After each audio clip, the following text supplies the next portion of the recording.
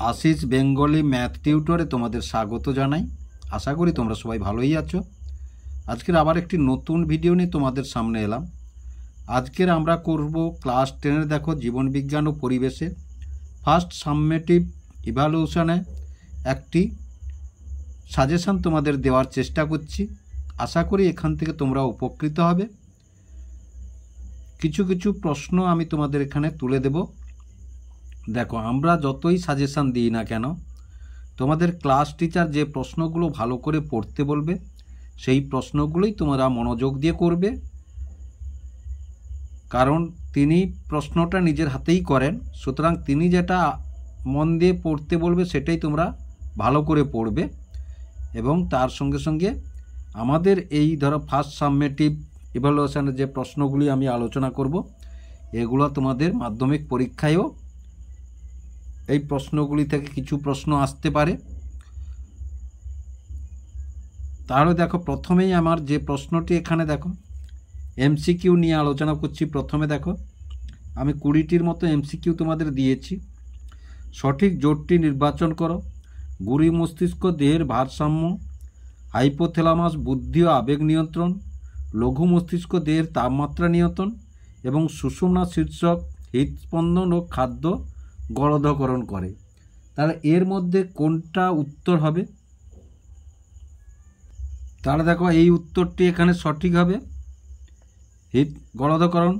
মানবদেহে করোটিড স্নায়ুর সংখ্যা 12 জোড়া। তারপর নিচের কোনটি সঠিক পথ? গ্রাহক কারক। এতে আছে গ্রাহক কারক বহির্বাহী স্নায়ু, স্নায়ুকেন্দ্র অন্তর্বাহী স্নায়ু। তারপরে কি আছে? স্নায়ুকেন্দ্র, গ্রাহক, অন্তর্বাহী স্নায়ু, কারক এবং বহির্বাহী স্নায়ু। সিতে আছে বহির্বাহী স্নায়ু, গ্রাহক, অন্তর্বাহী স্নায়ু থেকে স্নায়ুকেন্দ্র এবং কারক। এবার গ্রাহক থেকে অন্তর্বাহী স্নায়ু, স্নায়ুকেন্দ্র, বহির্বাহী স্নায়ু এবং কারক। তাহলে এই ডি দাগের উত্তরটা সঠিক হবে। এবার দেখো, দৈহিক উষ্ণতার সঙ্গে যুক্ত মানব মস্তিষ্কের অংশটি হলো থ্যালামাস, লঘু মস্তিষ্ক, হাইপোথ্যালামাস এবং সুষুম্না শীর্ষক। তাহলে উত্তরটি হবে হাইপোথ্যালামাস হবে। দেখো, তারপরে দেখো, মায়োলিন আবরণী দেখা যায় সকল নিউরন অ্যাকশনে, কোনো কোনো নিউরন অ্যাকশনে, সকল নিউরন অ্যাকশন ও ডেনড্রন, কোনো কোনো নিউরনের ডেনড্রনে। দেখো, এখানে কোনো কোনো নিউরনের অ্যাকশনে হবে, উত্তরটি হবে কোনো কোনো নিউরনের অ্যাকশনে। এবার দেখো, একটি আজ্ঞাবহ স্নায়ুর নাম হলো অকিউলোমোটর। স্নায়ুতন্ত্রের ধারক কোষ হলো নিউরোগ্লিয়া। র্যানভিয়ারের পর্ব দেখা যায়। এতে আছে মেডুলেটেড অ্যাকশনে, বিতে আছে নন মেডুলেটেড অ্যাকশনে ও স্নায়ুর অ্যাকশনে এবং ডেনড্রন বা কোষ দেহ। সিতে আছে ডেনড্রন এবং ডিতে আছে কোষ দেহ। তাহলে দেখো, এটার উত্তর হবে নন মেডুলেটেড স্নায়ুর অ্যাকশনে হবে। মেডুলেটেড অ্যাকশনে উত্তরটি হবে মেডুলেটেড অ্যাকশনে। এবার দেখো, নিউরোপ্লাজমে থাকে কিন্তু এক্সোপ্লাজমে থাকে না। নিউরোফাইব্রিন, নিজোদ্দানা, মায়োফাইব্রিন এবং সোয়ান কোষ। কোনটা থাকে না? দেখো, নিজল দানা থাকে। মানব মস্তিষ্কের কোন অংশ পৌষ্টিক নালীর চলন নিয়ন্ত্রণ করে? সেরিব্রাম, মেডালা, অবলাংটা এবং সেরিব্রাম। অবলাংটা অংশটি। কোন উপাদানটি সিএসএফ এর মধ্যে থাকে না? ফ্যাট, প্রোটিন, শর্করা এবং সবকটি। ফ্যাট থাকে না সিএসএফ এর মধ্যে। মানুষের ক্ষেত্রে কত বছর বয়সে প্রেস বায়োপিয়া দেখা যায়? 20-র ঊর্ধ্বে, 40-এর ঊর্ধ্বে, 40-এর নিচে এবং 30-এর উপরে। তাহলে মানুষের 40-এর উপরে প্রেস বায়োপিয়া দেখা যায়, 40-এর ওপরে। তাহলে এটা হবে উত্তর। এবার দেখো, একটি উদ্ভিদের পাতার কোষের ক্রোমোজোম সংখ্যা 18 হলে মাইটোসিস বিভাজনের পর অপত্য কোষের ক্রোমোজোম সংখ্যা 9টি, 27টি, 18টি, 93টি। 18টি হবে, কারণ সমবিভাজন। মাইটোসিস কোষ বিভাজনে পরস্পর বিপরীতধর্মী বৈশিষ্ট্য দেখা যায় যে দুটি দশায়, সেগুলি হলো প্রোফেজ, মেটাফেজ, অ্যানাফেজ ও টেলোফেজ। প্রোফেজ ও টেলোফেজ, মেটাফেজ ও অ্যানাফেজ। প্রোফেজ ও টেলোফেজে, প্রোফেজ ও টেলোফেজে হবে। এবার দেখো কোষ বিভাজনের কোন দশায় সেন্ট্রোমিয়ার বিভাজিত হয়? প্রোফেজ, মেটাফেজ, অ্যানাফেজ এবং টেলোফেজ। তাহলে উত্তরটি হবে অ্যানাফেজ। এবার দেখো মানুষের শুক্রাণুতে উপস্থিত ক্রোমোজোম সংখ্যা 22টি, 23টি, 44টি এবং 46টি। উত্তর হবে 23টি। কোন দশায় ক্রোমোজোমকে খালি চোখে দেখা যায়? প্রোফেজ, মেটাফেজ, অ্যানাফেজ এবং টেলোফেজ।